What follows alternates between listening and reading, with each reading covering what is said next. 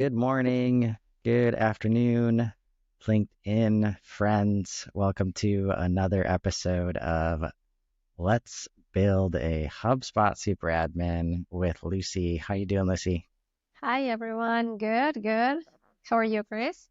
I'm doing great. Hopefully this stream shows up on my LinkedIn feed. I'm sure it's just lagging a little bit. But yeah, it's been interesting times right now. The people in charge of our HubSpot portals, HubSpot is finding a way to make it a little challenging, to do their jobs in a brand new way right now, and that's uh, seats pricing and the move to core seats and just this whole thing. You said that was on your mind today, and I, look forward to the conversation. Why was it on your mind today?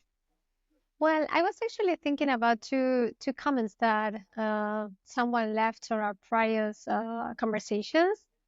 And one question was, what about super admin versus core seats?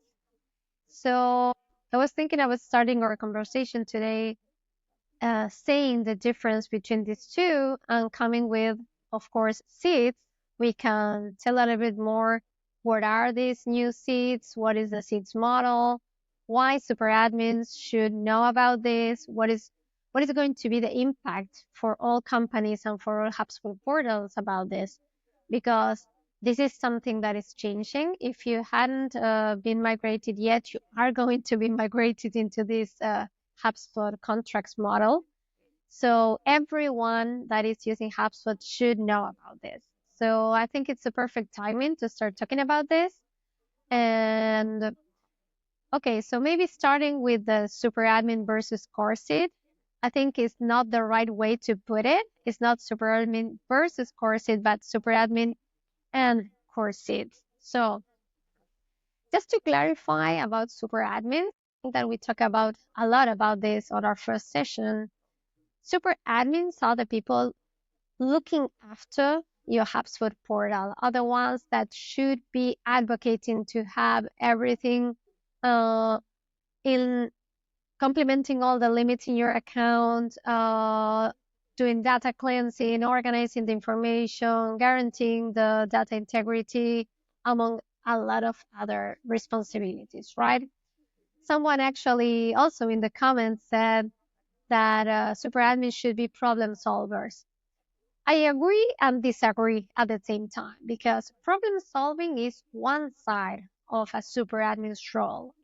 And I think from everyone's role and from everyone's job, we have a more reactive kind of work because we have problems and we have demands from a lot of teams and things that we need to solve for them. That is one part or one side of our jobs. The other one should be a proactive point of view.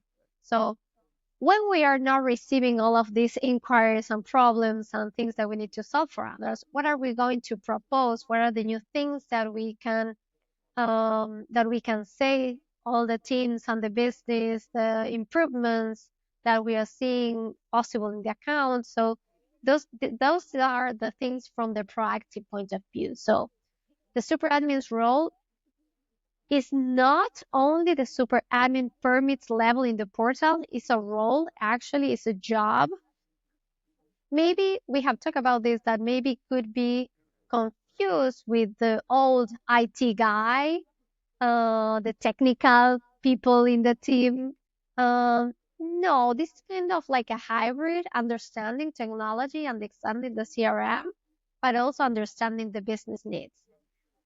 Right. So, being that said, and going into seats, so the new seats schema for HubSpot is replacing the old way that most of us know. And when we bought HubSpot, that we actually agreed.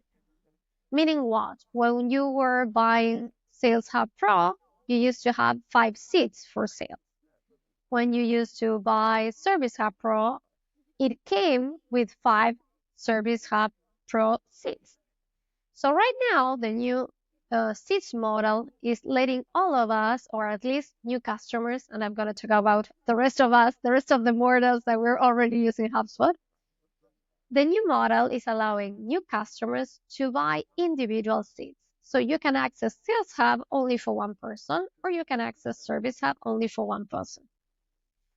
Of course, different licenses, Pro Enterprise, come free with some amount of seats available, but then you can add on the way one new seat whenever you need. So this new model is giving a lot of flexibility for users, especially for new HubSpot users, so that they could buy only the amount of seats that they need. What is the main change here? All of the users that are going to be in HubSpot need to have a type of seat. So in the past, Marketing Hub or marketing users or admin users or operations users weren't didn't have to pay for the seat or for the user in HubSpot. But right now, the new model is actually thought to have every user in HubSpot being one type of user, paid or free. What is the difference between the paid seats that are the sales and service seats and the new core seat that for me is just marketing core seat, but it's a core seat? What is the difference with the free seats? The free seats are going to be view only seats. And these view only seats, even though they are view only, they're not going to be able to access the whole CRM suite because some tools are going to be limited, for example, social media, and some things they're not going to be able to access. But in the case that some managers, they're not used to be in the CRM and they just enter once or twice a month to see reports and dashboards, this could work. So why this is important for a super admin?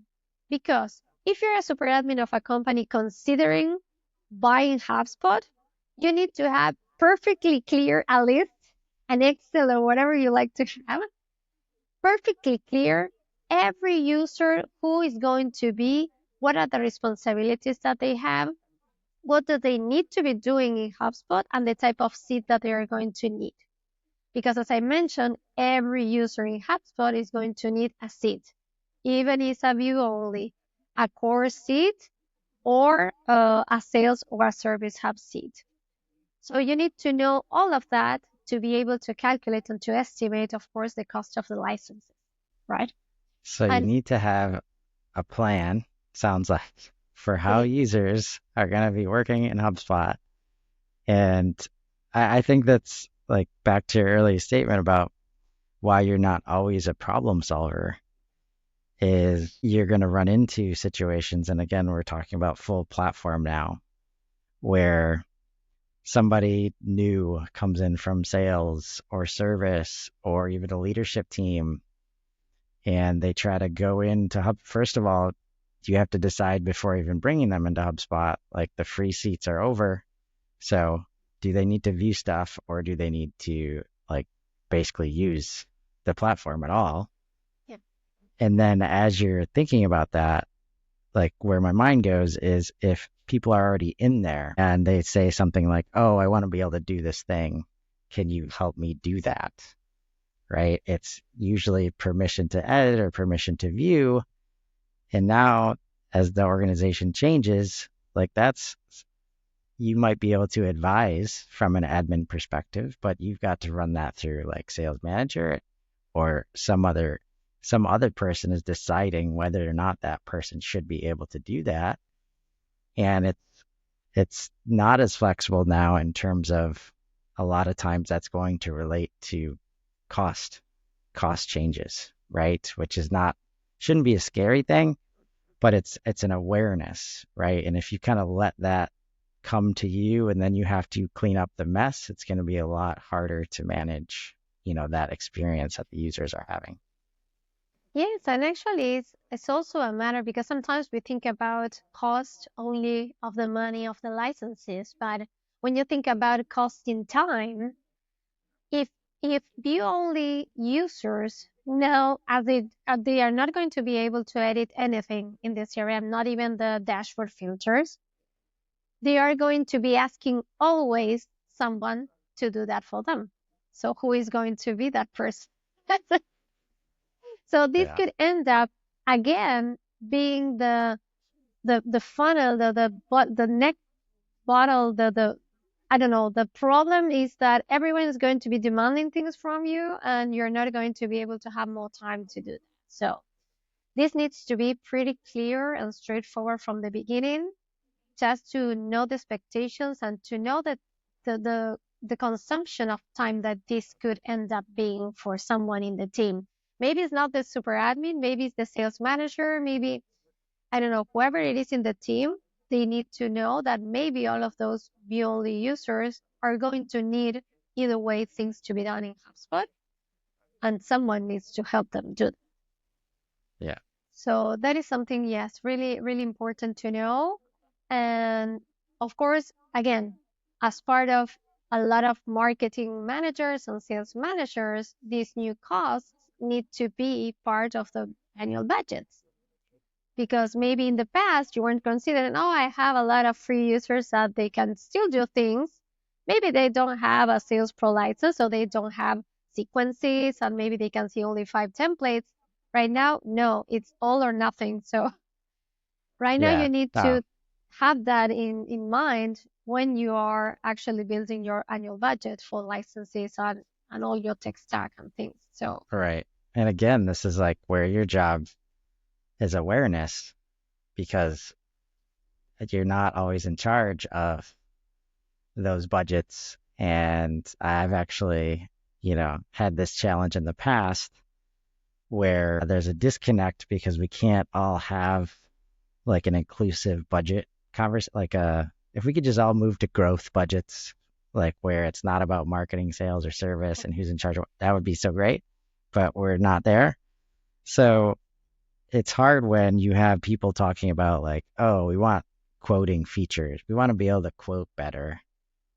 But then we don't talk about the seats that are going to be required and who's actually needs to do quoting.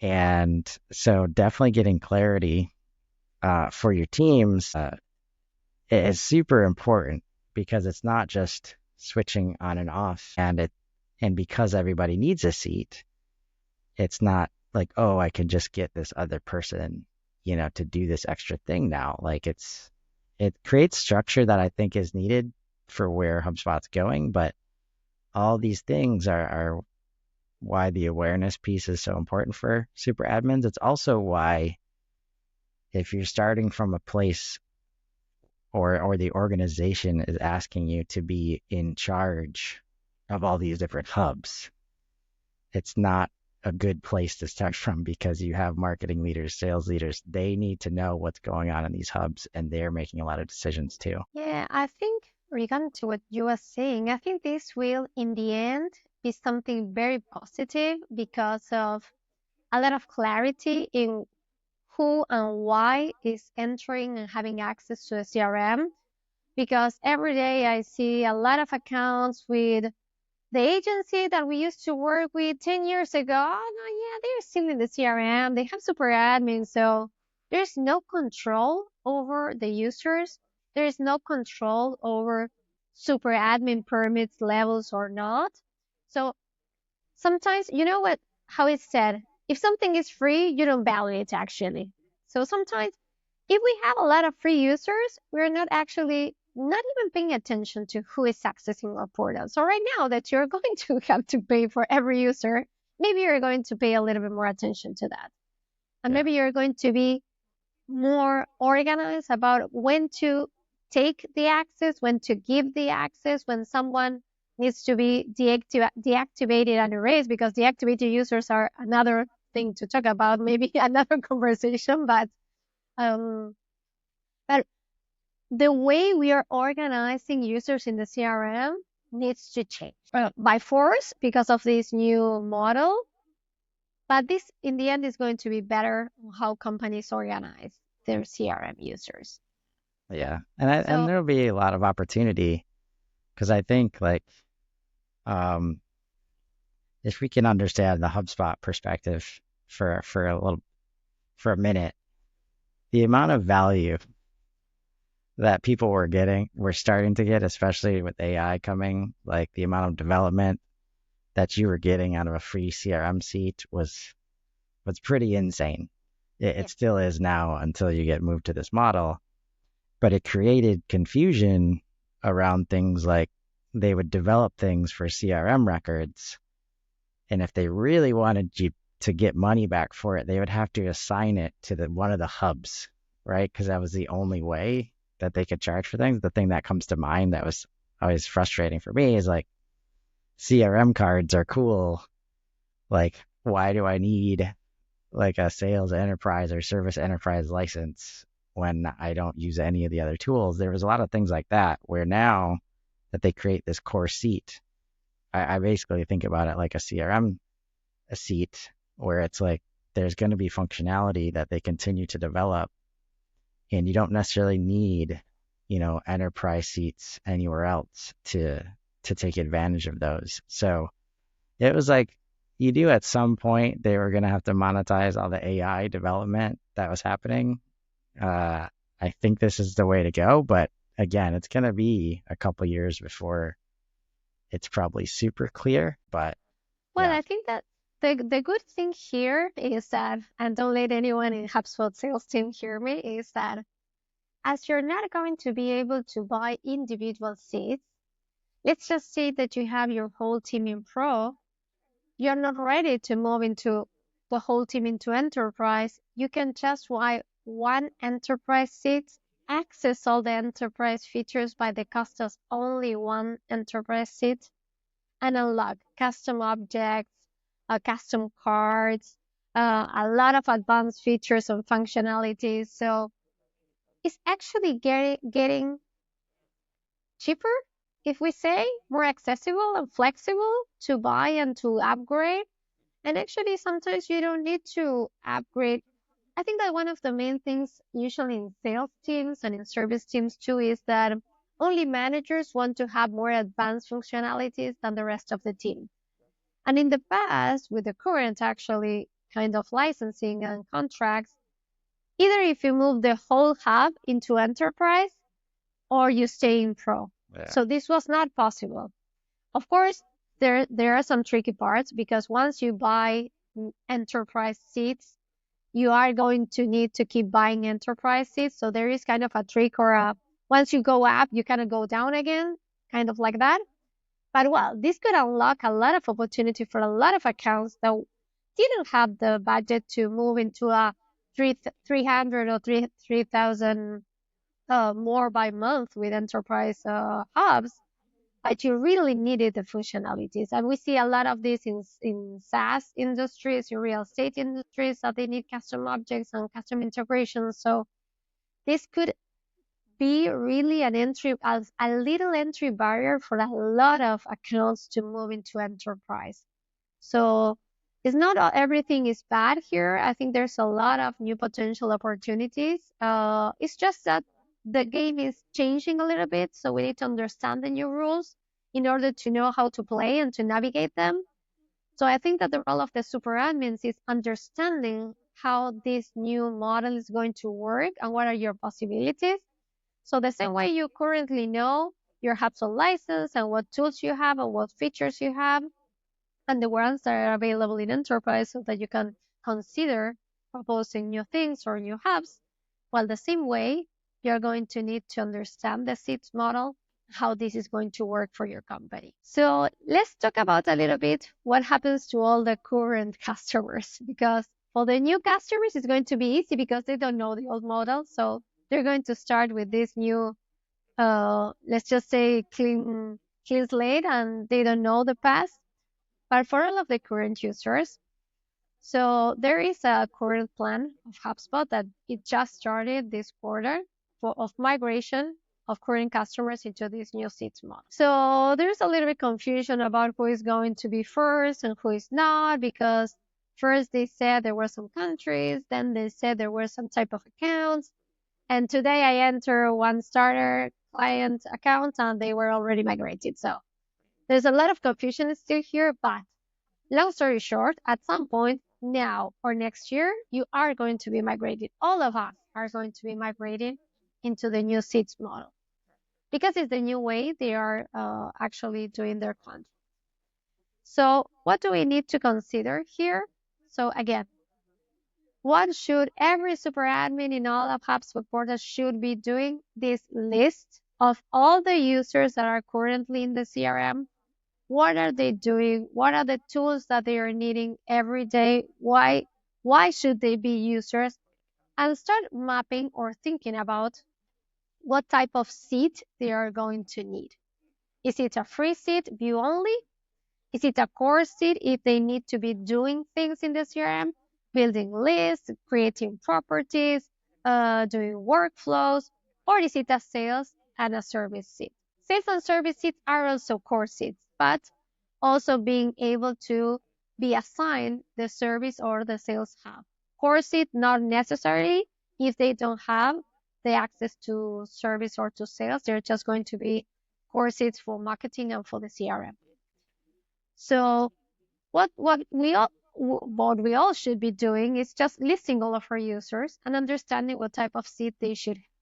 Yes. If you've been putting off process mapping and user stories and all the stuff that we talk about, your time is up there because there's literally, unless you just move everybody to, paid seats, which I'm sure or some organizations will do, like now is the time where you need that really granular understanding. And the thing is, like, if you take the time to do that, now you're playing the role of admin and you really put everybody in a better position to have a better experience inside of HubSpot. Yeah, and I think that we can add value from a lot of ways because yeah, big companies usually don't pay so much attention to this because they have big budgets, but at the end of the day, when you can demonstrate that, okay, these two, three, five users, they haven't logged in the past 5 months, so maybe they are not even in the company anymore. So we could be saving, I don't know, $1,000 a month. Maybe I'm not saying that you cannot, maybe that you cut off the $1,000 from the licenses. Maybe you can reutilize those $1,000 and get operations and get something else and get content hub. So it's reallocating the money so that the money is the best spent possible for the company. Because not because companies have a lot of budget, they need to throw away money and not doing things useful. So having users that they are not accessing the portal and they don't actually use the CRM, or hey, just take away those users. You don't need to be paying for those. And maybe you can, if you have that money, use it for something else better, do something new, grow the Yeah. account in any other way. So Yeah. And I'd say like HubSpot will welcome your help on this. There's definitely an element of like we talked about earlier, like the individual portals. Sometimes that's it. That most of the time right now, that's the only way to give clear advice to an admin about how they could migrate effectively, right? Because just everybody's using HubSpot differently right now. And knowing that, HubSpot wants to learn very badly about the best practices to migrate users and, what's not working for users. So there's an opportunity. And if you're used to other ecosystems like Salesforce, where I remember there was always conversations about, okay, we need somebody in Salesforce. Are we going to, is there somebody's login we can share? Or do we actually need to pay another $1,200 a year because we know we're not going to be able to change that throughout the course of the year at all? I guarantee there's going to be flexibility. And that's a good point you bring up because you can invest that. And I'd have to say that HubSpot is willing to have these conversations as they know this is a giant change, for their users. And so maybe there is opportunity to take advantage of a new tool or, maybe involve somebody else in the organization that has kind of been looking in from the outside, and it makes sense to maybe bring them in to get them some advanced functionality they've been thinking about too. So just know that you have options, but it's on you to ask the questions about, how this is going to work for your organization. yeah, and I think that maybe if we take this conversation into a more personal example, so the world is moving to a tendency of pay for use service, right? So the same way that you pay for using, I don't know, a shared car or a shared bike, or you want to pay only when you use the thing. So this is the same thing. So think about only pay for those users that are active, only pay for those users that are really going to be working. So HubSpot is not saying that you cannot have people that they're not going to be working on the portal. Yes, you could have them, but make them view only, make them free users. So I think that HubSpot is trying to create a more transparent schema for this. Um, so I think that it's up to the companies, actually, as you were saying, try to see the responsibility that they all have in this part. Yeah.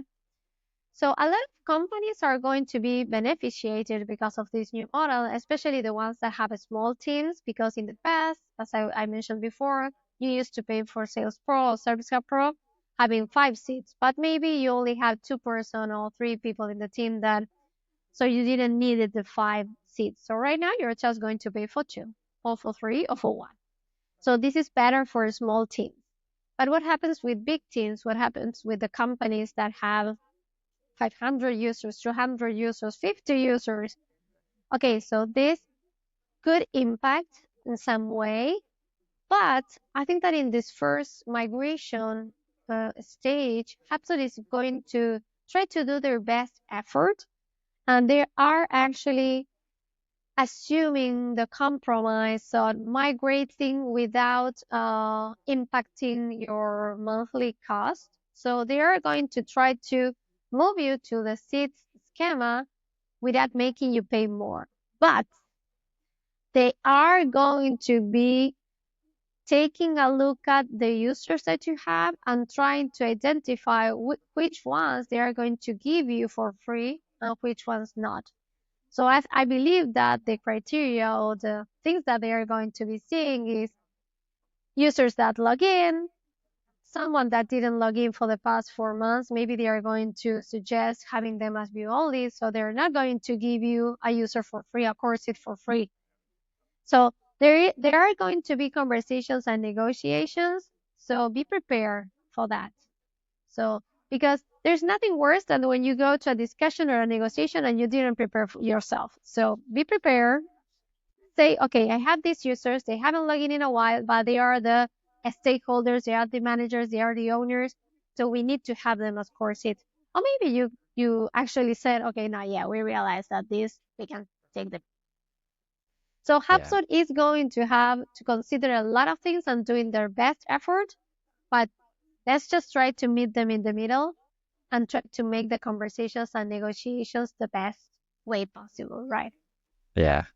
Yeah. That's really like it. And if this is the first time you're hearing about this, or the email you just got, uh, some kind of notification, just take a breath. Understand that there is a conversation to be had. It's not like you don't have a say in the matter. They understand that you're under a specific contract that did not include seats pricing. So, uh, you have some leverage, for lack of a better word, in kind of negotiating what the short term looks like for your business, right? And that's like HubSpot doesn't want to decide this for you, right? They need to move into this new infrastructure at some point, so they will if you let them. But that's where I think probably an underrated aspect of the super admin is always understanding what the HubSpot contract looks like and what functionality should not be there, how users are using it, all those things. And that's where you can ask, like with your CS rep, like that's what these people are here for. They have lots of visibility into how people are using the system that you don't have necessarily.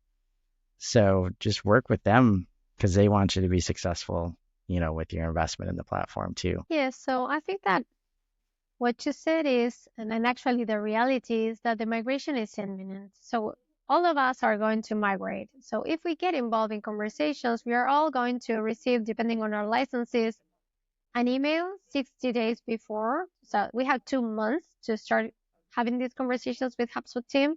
And you're actually going to see a banner in your portal that's saying your portal is eligible for migration. So you're going to be contacted.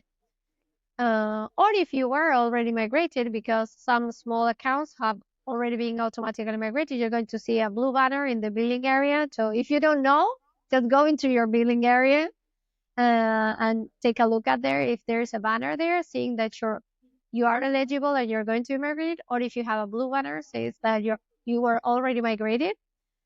So there's this migrating stage that is going to have these steps: being contacted, negotiating with HubSpot, and establish the migration schema for your account. What happens after this? Okay, so after you have migrated, so now the new seats model is on for good. So every time that you add a user in your portal, you need to decide which type of seat that you have. And remember that inside the type of seat, you have again the level of permissions. Super admin is a level of permission inside those type of seats. It's not a type of seat super admin. Okay, so then you have to edit the permissions for the user, what the type of records, what the type of objects that they get to see, the type of tools that they need to access. This is just the same way that we already did before, what I hope that everyone did before. And this way, the idea for HubSpot is actually migrating all of us to the same version of software, because as we all know, we update our phones, we update the software of the phone. Some of us are in the previous version, some of us are in the latest version. So the same thing is happening with HubSpot. But for HubSpot, it takes a lot of time and effort and money to maintain different versions of the CRM. So some of us that were 2 steps before this seats model, because we had legacy contracts, especially all of us that we started like 10 years ago using HubSpot, we had some legacy contracts. But what are the limits with our legacy contracts? We don't get to access the new features. So another positive point of view from this migration is that as we're all migrating to the same stage and software version of the CRM, we're all going to be able to see the new updates, the new features, the new betas that are available. Because, for example, until 6 months ago, we had our sales legacy contract. We weren't able to see the prospecting workspace. And it was not a limitation of HubSpot. It was not a problem of having Sales Hub Pro, Sales Hub Enterprise. It was something about the version of the contract and of the software that I was stuck with. And a lot of users are in that same mode, they don't even know. So a lot of people, they don't know that there's a new prospecting on Sales Workspace because they have old versions. So the benefit of this migration is putting all of us into the same level of conversation, having all the same tools available, all the new features, all the new betas, all the new things that are going to be launched in 3 weeks at Inbound. So there's a lot of things to gain in this migration. And not only when we evaluate only the cost of the users, you're just evaluating money. You're not evaluating value. So Right. I think as you mentioned before, Chris, you have a lot of AI. AI is going to be revamped with a lot of new things, with a lot more power. We have a lot of features and tools available for us in the CRM. So we cannot have that for free. It's just an illusion. So Yeah. businesses doesn't work that way. So start Uh, seeing the value of that. And actually, okay, if you now need to pay for those courses that are actually using the technology, why wouldn't we? If you Right. want to rent a scooter, if you want to rent a car, you're going to pay for it. You're not going to pretend that that is going to be for free. Okay, Yeah. so And I that's think where that, like yeah, I think as you mentioned that, that's why like so they understand the importance of understanding granularity at the user level. That's why we've seen a lot of user updates like in the user settings, and now there's user object, and you can really get granular. But also as we think about the AI and the extra functionality, especially Ops Hub, that gives you an opportunity to say, okay, maybe we don't need as many people editing stuff. right, in HubSpot anymore. We develop better processes and, streamline a lot of this stuff that we've kind of, just fell into over the years because we could have free seats and we just bring everybody in and they start figuring it out. That's where you can start to leverage, like you can turn this into an opportunity where it's like, okay, there's a reason. Like I've loved HubSpot up to this point. There's probably a reason that they're doing this, right? And you might be able to put off the cost uh, if you want. Like HubSpot will let you do that, but what are you missing out on? Like the longer that you wait to, move over, I think is a good way to put it. And if you can look through that lens of the opportunity cost, right, of not taking advantage of these new features, should help you make the decision. And I can tell from a small business shop, like I was trying to migrate like a month after they announced it. Like it's makes so much sense in the world if you don't have a huge number of users. But that's where if you have a high number of users, this is a moment to really take stock in who's doing what and how many people are in there. And, you know, you should look for opportunities there because there's going to be a lot if you take a minute to think about it. Are you saying that we are able to think about replacing core seats with operations hub? Nah, maybe. Don't know. I can tell It's you classified. Nah. the more manual data entry a role is, the likelihood of that for sure. That doesn't mean you can't leverage that individual in so many other ways, to support the business. It's not about replacing people.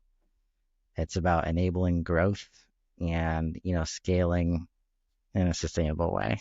Um, so yeah, as you get introduced to this migration, lots of people like Lucy here to help if you got questions about that.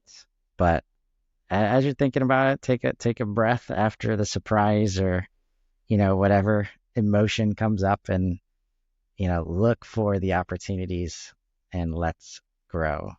Thanks so much, Lucy. Thank you. Have a nice day. Have a great day, everybody.